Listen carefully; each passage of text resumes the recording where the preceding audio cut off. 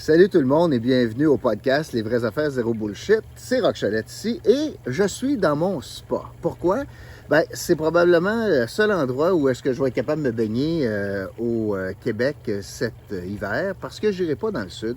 C'est d'ailleurs l'objet de ma chronique d'aujourd'hui parce qu'il y a des développements. On apprend des choses ce matin qui me rendent complètement à l'envers d'entendre tout cela. Premièrement, je vais vous présenter la bière mexicaine, une cerveza, une sol. Ça aussi, c'est le plus proche que je vais être du Mexique, bien que c'est un pays que j'affectionne particulièrement.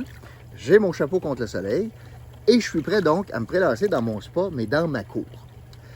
Qu'est-ce qu'on apprend aujourd'hui? Bon, je pense aux voyageurs qui, là, se font imposer un test de COVID 3 jours avant le retour.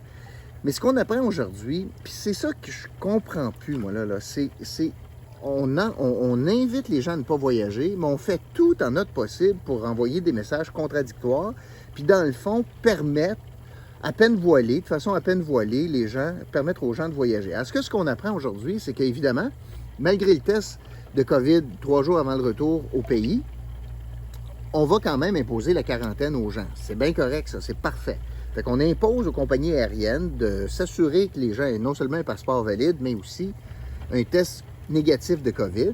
Puis à leur retour, on impose une quarantaine de 14 jours. Ça, c'est parfait. Qu'est-ce qu'on apprend ce matin?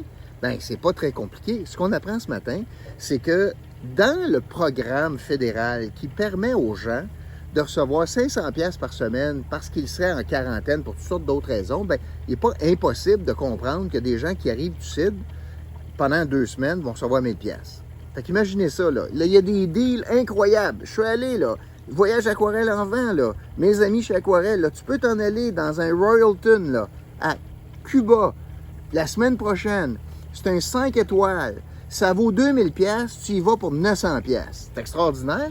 Puis quand tu reviens, puis tu peux pas travailler, puis tu n'as pas d'assurance maladie, puis assurance d'absence du bureau, en lien avec la COVID, bien, le fédéral va te donner 1000$. Ça veut dire que ton voyage te coûte 0.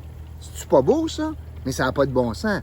Fait que là, avec ce qui est annoncé aujourd'hui, ou ce qui est dévoilé aujourd'hui dans les médias, dans la presse notamment, bien, j'espère que demain matin, le fédéral va resserrer les critères en disant « Wow, t'as une minute, là, notre programme, c'était pas pour compenser du monde qui arrive volontairement de l'étranger puis qui se place volontairement en quarantaine, là. » Parce que c'est ça, dans le fond. Quand vous décidez de partir en voyage, puis que vous revenez, vous décidez vous-même de vous placer en quarantaine, vous acceptez ce deal-là, ce contrat moral-là, puis sinon, il y a des conditions ou des conséquences majeures. Donc, ça n'a pas de bon sens que le programme, il a été vite fait, mais le programme couvre ça. Ça n'a pas de bon sens que le programme permette ça. Fait que j'espère que le fédéral va se revirer de bord. Mais je vais vous dire que les contradictions sont assez complètes. Donc, les compagnies aériennes disent au fédéral, écoutez bien, là, vous permettez aux gens de voyager, mais vous le découragez. Vous réalisez que pour nous autres, c'est une situation infernale. Ou bien le fédéral, vous fermez les voyages à l'étranger, ou bien vous les permettez, mais faites pas un et l'autre en même temps. Je comprends, moi, les compagnies aériennes de dire que ça n'a pas de bon sens économiquement de nous imposer ça. Dire, travaillez ou exploitez votre entreprise comme vous voulez, puis en même temps, on va tout faire de notre bord pour empêcher le monde de partir. Je l'ai déjà dit, puis je le répète, la raison pourquoi le fédéral ne ferme pas en frontière, j'ai l'impression, c'est parce qu'ils ne veulent pas payer la compensation que ça va coûter pour les compagnies aériennes. L'autre contradiction, j'ai appris ça. Il est où le problème de voyager dans le sud? Alors, on va prendre ça par morceaux. On va commencer par l'avion. Ça n'a pas de bon sens de t'en aller coller dans un avion. OK. Mais si c'est vrai que c'est pas de bon sens pour Montréal, Cancun, pourquoi ça a du bon sens Montréal, Vancouver? Pas plus. Pourquoi est-ce qu'on permet donc au vol d'être exploité? 2, ça n'a pas de bon sens de t'en aller dans un hôtel à Cancun. OK? Pourquoi les hôtels au Québec sont ouverts? Pourquoi on permet aux hôtels au Québec d'être ouverts? 3, ça n'a pas de bon sens de t'en aller dans la piscine à Cancun, collé contre du monde. OK? Pourquoi les piscines publiques de Gatineau sont ouvertes? Puis que tu peux réserver. Puis complexe sportif, aujourd'hui, on pouvait être 40 dans la piscine en même temps. Pourquoi on permet aux piscines d'être ouvertes ici si c'est pas bon au Mexique? 4. Vous allez rencontrer des étrangers en voyage, du monde provenant des États-Unis, de l'Angleterre, de la France, de l'Italie. Pourquoi ces gens de l'Italie, de la France, de l'Angleterre, des États-Unis peuvent venir par avion au Québec alors? Voyez-vous, il y a plein de contradictions. Puis, je ne suis pas en train de dire de défier les règles, là. Je ne suis pas en train de dire ça.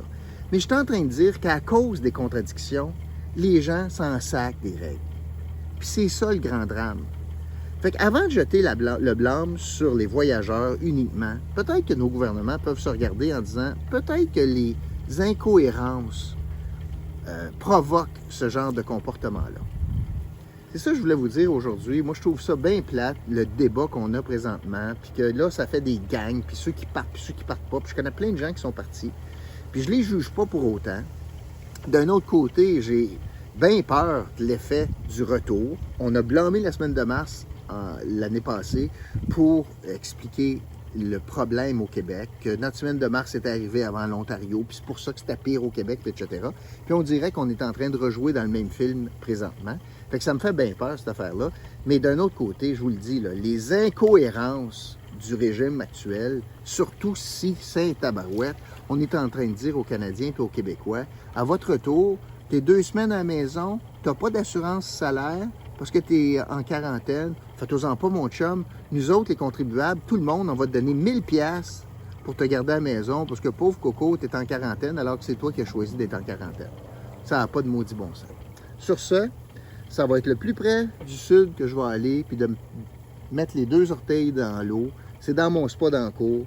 Puis aujourd'hui, je termine avec une petite sole, une cerveza mexicaine.